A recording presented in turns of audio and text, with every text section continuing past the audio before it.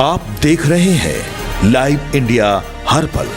अभय तिवारी ये वो नाम है जो झारखंड में इस वक्त चर्चा में है। अगर आप लोग नहीं जानते हैं तो अभय तिवारी के बारे में मैं बता दूं कि ये जेपीएससी का मुख्य मास्टरमाइंड है। इनकी खास बात ये है कि इनके अंदर टैलेंट इतना ज़्यादा है कि वो सिर्फ एक परीक्षा पास नहीं किया है बल्कि कई सारी सरकारी परीक्षाओं को उन्होंने पास किया है। और इनकी सबसे बड़ी सफलता ये है कि सिर्फ ये खुद अच्छे पद पर काबिज नहीं है बल्कि इनके भाई, इनकी पत्नी सभी जो है वो अच्छे पदों पर काबिज है। ऐसे में अभय तिवारी का ये छोटा सा मैंने आपको दिया है। छात्र अभय तिवारी के बारे में कितना जानते हैं ये हम उनसे जानने की कोशिश करेंगे। क्योंकि अभय तिवारी उर्फ मनोज कुमार, यहाँ पर मैं आपको बताऊंगी कि जो अभय तिवारी है इन्हीं का नाम है मनोज कुमार और इन्हीं की नाम पे जो कंपनी थी उसे जेपीएससी की परीक्षा कराने का जिम्मा सौंपा गया था। आप समझ सकते हैं कि कितनी बड़ी विडंबना है और उस कंपनी को दी गई थी जो कंपनी ब्लैक लिस्टेड है। मैंने सही कहा? हाँ, यूपी में पहले से वो कंपनी जो टीडीपीएल कंपनी था वो ब्लैक लिस्टेड थे, ठीक है। मनोज तिवारी उसी का मैनेजर था। वो पहले अपना परीक्षा सेटिंग से वो अपना क्लियर करवाता था, उसके बाद दिखाता था अपना मार्केट में कि देखो हम परीक्षा जो है पास करवा देते हैं। इसीलिए वैसा ही अपना मार्केटिंग बनाता था। ये जो है मनोज जो अभय तिवारी है वो सबसे बड़ा का दलाल था सरकार का, लीगल दलाल जिसे कहिए कि सरकार जो है डायरेक्टली नहीं इनडायरेक्ट तौर पर इसको बहाल करके रखा था कि आप जो है घुसखोरी कीजिए, हम आपको सपोर्ट करेंगे। और लास्ट में देखिए जब हमको कहना है कि सरकार हाई कोर्ट में क्लीन चिट दे देती है कि जो जेसीसी सीजीएल जो है पूरा फेयर तरीका से हुआ है, तो ये अभय तिवारी का राक्षस ऐसा कहाँ से पैदा ले लिया जो रैंक 2 बीएसओ पोस्ट पर कार्यरत था। और वो बताइएगा अभय तिवारी कहाँ से आ गया जब अपना तो एग्जाम होवे किया क्लियर, उसके साथ अपना परिवार का करवाया, उसके अपना भाई का, उसके भाई के भी पत्नी का, और ना जाने हजारों सीट बेचने का काम किया है अभय तिवारी। तो अब बताइए कि जैसे सीजीएल ऐसा मुद्दा है, साथ में जेपीएससी भी देखिए। जेपीएससी में आप लोग देखे भी होंगे कि ओमार सीट वायरल हुआ है। 47 क्वेश्चन का जो ओमार सीट वायरल हुआ एक पेपर में, दोनों पेपर मिला के 200 क्वेश्चन होता है। 200 में आपका 47 एगो हो गया, कटअप गया है 148, तो 99 आपका बताइए कहाँ से पूर रहा है। 99 भी क्वेश्चन अगर 101 क्वेश्चन पुराएंगे वैसा क्वेश्चन वायरल हो रहा है। जो जेपीएससी जो है से उसको सरकार को इसमें एक्शन लेकर इसको रद्द करने का काम किया जाना चाहिए। और जब तक हम लोग का मांग यही है कि जब तक मेरा ये मांग पूरा नहीं होता है तब तक हम लोग यहीं पर अडिग रहेंगे। ये अनशन हम लोग का जो आंदोलन जारी रहेगा। अच्छा, एक बार इधर आ जाइए। जब भी आप लोगों का ये वीडियो हर जगह जा रहा है तो लोगों के मन में एक सवाल आ रहा है कि आप लोगों का ये अनिश्चितकालीन जो है वो प्रदर्शन है, कब तक चलेगा उसकी कोई मतलब उम्मीद नहीं है, कब तक चलेगा और कब खत्म होगा। अभी आप लोग जो यहाँ बैठी है महिलाएं हैं, सबके मन में सवाल है क्या रात भर आप लोगों का प्रदर्शन चलता है? और अगर रात भर चलता है तो कैसे आप लोगों का पूरा रात यहाँ पे कटता है? मैं अपने रीजनल लैंग्वेज में बोलूँ? हाँ।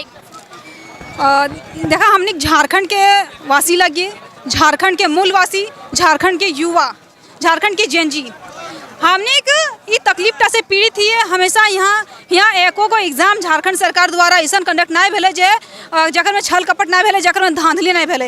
हर एग्जाम में धांधली भेले।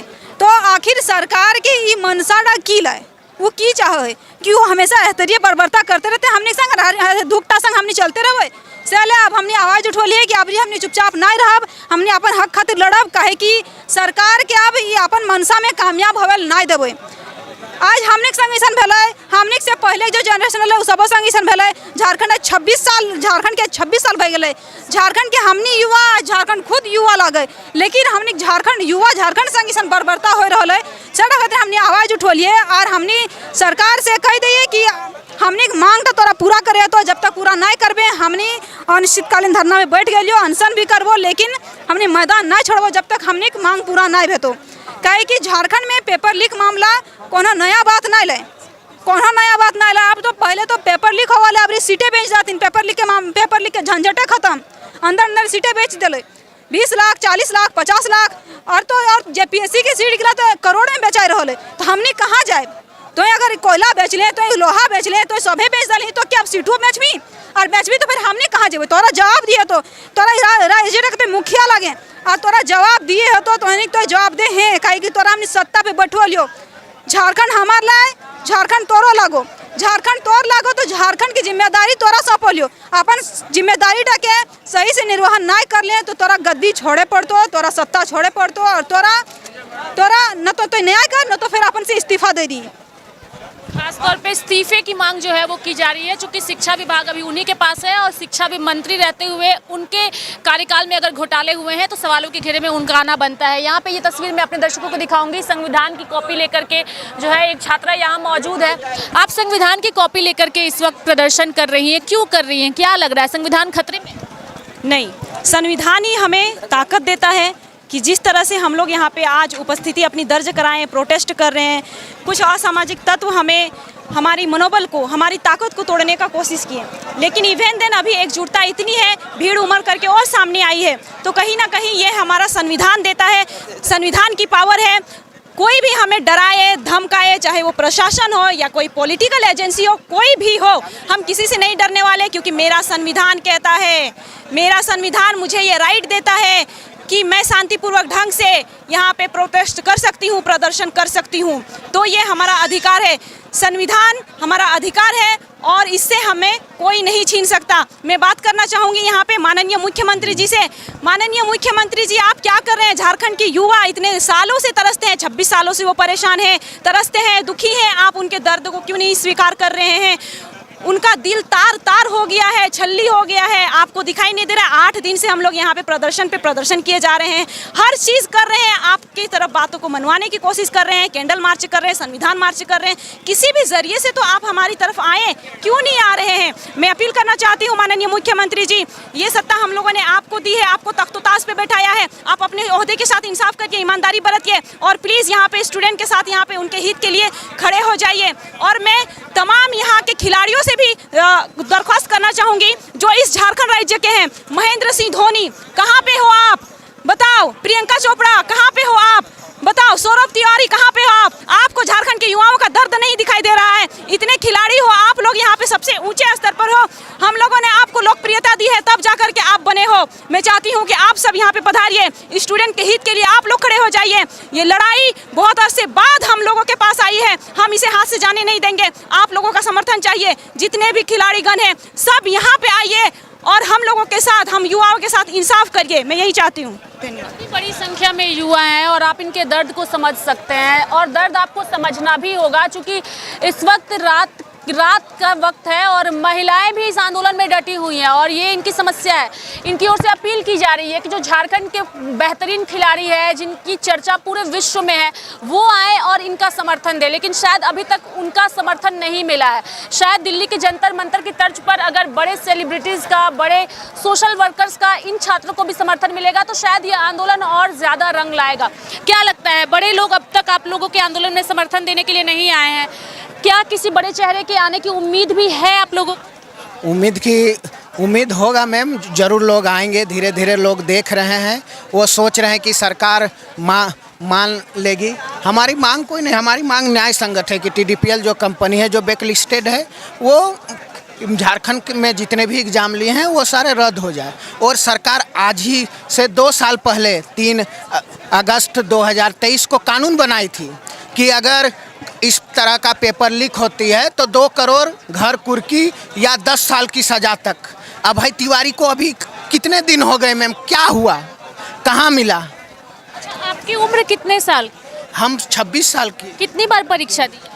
हम 2 बार दे चुके हैं मैम। अभी ये परीक्षाएं रद्द होंगी, फिर परीक्षाएं होंगी या नहीं होंगी, आपकी उम्र लगातार बढ़ती जाएगी, तो क्या लगता है ऐसे कभी झारखंड में छात्रों का भविष्य सुधरेगा? क्योंकि परीक्षाएं या तो होती नहीं है और अगर होती है तो रद्द हो जाती है या सवालों के घेरे में रहती है, लेकिन उम्र नहीं रुकती, उम्र तो बढ़ती रहती है। यही तो सरकार से पूछना है। अभी आप खुद देख रहे हैं 2 साल से हमारा तो नसीब जा ही रहा है, बच्चों का भी भविष्य को नहीं देख रही है। 2 साल से बच्चों को स्कॉलरशिप तक नहीं मिला है मैम। 2 साल झारखंड के बच्चों को जो झारखंड सरकार देती है वो स्कॉलरशिप नहीं मिला है यहाँ के बच्चों का। ये दुर्भाग्य है, इतना बड़ा दुर्भाग्य है कि हम लोग जैसा बच्चा 1 साल पहले पढ़ाई कर लेते हैं और सोचते हैं कि अगला 1 साल जो स्कॉलरशिप का पैसा होगा उससे हमारी पढ़ाई हो जाएगी, पर सरकार के पास जाते हैं तो सरकार बोल देते 40% हम दे दिए हैं, 60% केंद्र सरकार देगी। तो ये चुनाव से पहले सरकार क्यों नहीं कही कि तुम हमें वोट नहीं दो, केंद्र को दो? सीधा बोल देना चाहिए। जब हम लोग को उम्मीद केंद्र को दो, यहाँ मैया सम्मान योजना चल रहा है 2500 रुपया करके, वो बहनों को भी सोचना चाहिए कि देखिए हम जैसे भाइयों को आप इस बार तो देखिए कैसे हो रहा है, किस प्रकार का हो रहा है। बच्चों का, आप ही का घर का बच्चा का स्कॉलरशिप नहीं मिला होगा, 40-40 हज़ार, 50-50 हज़ार। उस समय सरकार 60-40 नहीं देख रहा है। पूजा, एक बार ये तस्वीरें दिखा दीजिए दर्शकों को, चूंकि ये तस्वीरें देखनी ज़रूरी है कि कैसी बड़ी संख्या में छात्र इस वक्त यहाँ पर डटे हुए हैं और रात का वक्त है और रात में भी इनका जो जज्बा है वो जज्बा कम होने का नाम नहीं ले रहा है। हाथों में तख्तियाँ है, बैनर है, नाटकीय अंदाज में अपने नाटक को जो है वो सरकार तक पहुँचाने की कोशिश कर रहे हैं ताकि किसी माध्यम से इनका ये जो पूरा आंदोलन है वो सरकार तक जाए, सरकार की कानों में पहुँचे और एक उचित न्याय मिल सके। तो ऐसे में सरकार को सोचने की ज़रूरत है कि इनके भविष्य के बारे में सोचे। झारखंड में परीक्षा में जो बड़े स्तर पे धांधली हो रही है, गड़बड़ी हो रही है, वो ना हो, इसका सरकार जो है वो ध्यान रखे। सहयोगी पूजा के साथ मैं रेखा मिश्रा, नमस्कार।